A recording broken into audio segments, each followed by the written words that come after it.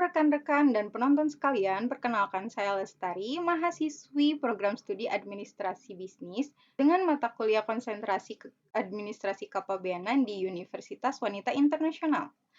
Pada video kali ini, saya akan mempresentasikan artikel ilmiah saya yang berjudul Analisis Kesadaran Risiko Konsumen Terhadap Peredaran Kosmetik Impor Tanpa Izin Edar atau TIE dengan studi kasus penindakan gudang distribusi ilegal di wilayah Jakarta Barat. Mari kita bedah materi ini dari slide pertama.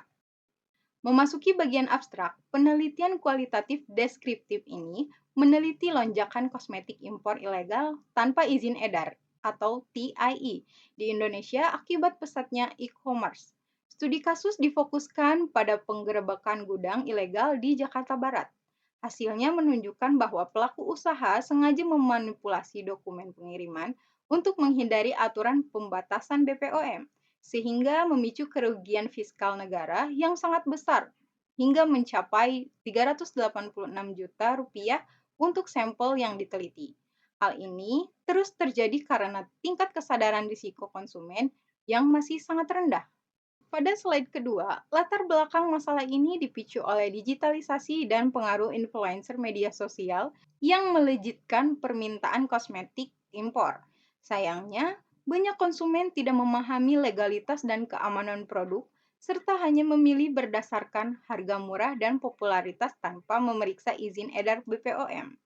Celah ini dimanfaatkan importir ilegal di Jakarta Barat untuk memasuki ratusan ribu produk dengan teknik under-invoicing dan spiliting pengiriman agar lolos dari pemeriksaan pelabuhan dan pemenuhan dokumen BPOM. Selanjutnya, pada slide ketiga, isu ini berkaitan dengan custom administration. Peredaran kosmetik ilegal sangat mengancam tugas pokok Bea Cukai sebagai revenue kolektor atau pengumpul pendapatan negara dan community protector atau pelindung masyarakat dari barang bahaya. Penyelundupan ini menyebabkan penggelapan pajak dan mengancam kesehatan konsumen.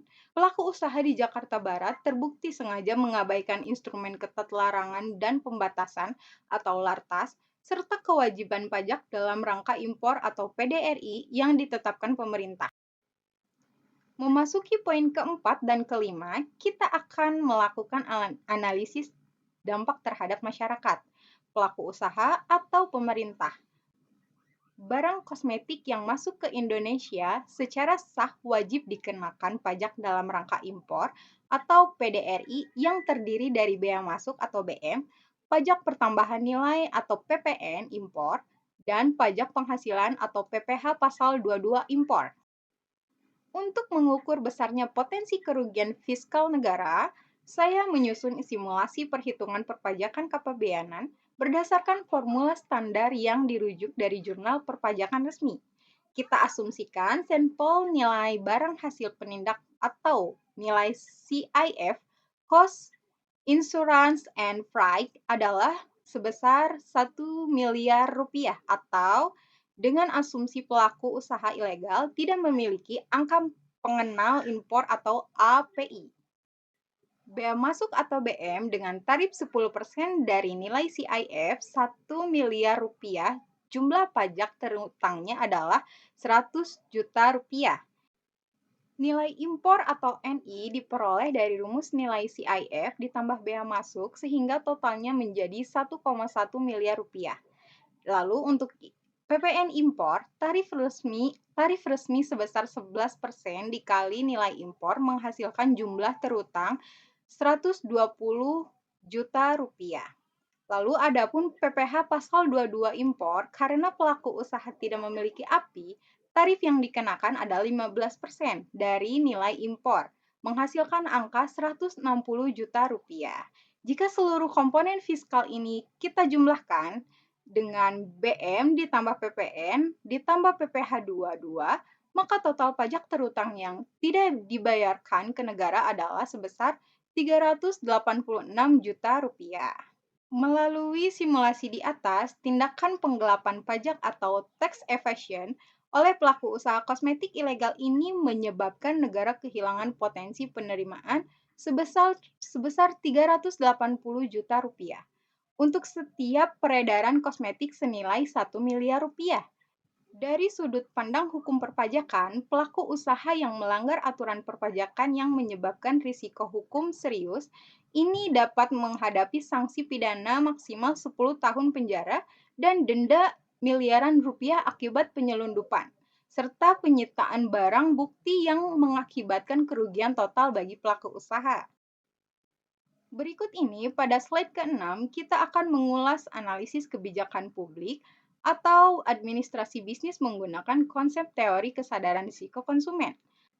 Dari perspektif permintaan pasar, keberadaan barang ilegal ini di pasar lokal sebetulnya sangat dipengaruhi oleh faktor psikologis konsumen. Risiko yang dirasakan konsumen saat pembelian kosmetik meliputi risiko fisik terkait kesehatan kulit, risiko hukum, dan risiko fungsional di mana produk mungkin tidak berfungsi sesuai klaim. Menurut hasil studi Rahayu dan Hermawan pada tahun 2023, jika konsumen merasa risiko terhadap barang ilegal itu rendah, mereka cenderung mengabaikan masalah hukum demi mendapatkan harga produk yang lebih murah. Hal ini yang menjadi faktor pendorong utama mengapa permintaan terhadap kosmetik tanpa izin edar atau TIE di platform digital sangatlah tinggi. Rendahnya kesadaran risiko di kalangan konsumen lokal menyebabkan pertumbuhan pesat kosmetik ilegal, karena konsumen lebih memperhatikan faktor harga dan tren kecantikan dibandingkan faktor keamanan dan legalitas produk. Untuk menghentikan peredaran ini, diperlukan strategi mendidik pelaku usaha serta menggunakan kolaborasi antar otoritas kepabeanan dan BPOM. Kita mendalam lagi pembahasan ini pada slide ke-7 mengenai dimensi kesadaran risiko konsumen. Dari perspektif permintaan pasar, keberadaan barang ilegal di platform digital sangat dipengaruhi oleh psikologi konsumen dan penilaian mereka terhadap bahaya produk. Kosmetik impor ilegal sangat beresiko bagi kesehatan kulit karena mengabaikan screening kesehatan resmi, sehingga kosmetik berbahaya bisa sampai ke tangan konsumen. Adapun juga risiko hukum dari transaksi ilegal ini, di mana persepsi risiko hukum yang rendah membuat konsumen tetap membeli produk yang melanggar ketentuan kepabeanan. Selain itu, produk kosmetik dari jalur ilegal memiliki risiko fungsional yang tinggi, seperti kemungkinan barang yang tidak asli atau tidak berfungsi sesuai klaim. Faktanya, jika konsumen merasa risiko barang ilegal rendah, mereka lebih memilih harga murah dan tren kecantikan daripada keamanan dan legalitas. Sehingga konsumen tanpa izin edar atau TIE semakin berkembang di pasar digital. Lalu, apa solusi nyata yang bisa direkomendasikan? Mari kita lihat slide ke-8 mengenai rekomendasi perbaikan. Untuk menghentikan peredaran kosmetik impor ilegal, pelaku usaha disarankan menghentikan pasokan kosmetik non-prosedural dan segera beralih ke perdagangan legal. Mereka harus mengurus nomor induk berusaha atau NIB sebagai importir resmi dan memenuhi dokumen surat keterangan impor atau SKI dari BPOM. Di sisi lain, otoritas perlu memperkuat pengawasan digital bersama antara Bea Cukai dan BPOM, serta meluncurkan kampanye edukasi kepada konsumen di media sosial agar masyarakat lebih sadar dan menolak pembelian produk impor ilegal. Sebagai kesimpulan dari seluruh rangkaian presentasi video ini, pada slide ke-9, kasus penyelundupan kosmetik impor ilegal di Jakarta Barat membuktikan bahwa pelaku menggunakan e-commerce dan memanipulasi dokumen untuk menghindari pemeriksaan pabeanan dan kewajiban dokumen BPOM.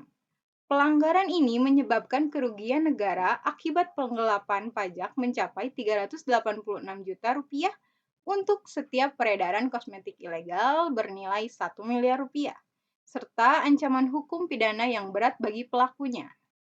Rendahnya kesadaran risiko konsumen dan permintaan pasar yang hanya mementingkan harga murah berkontribusi besar pada masalah ini.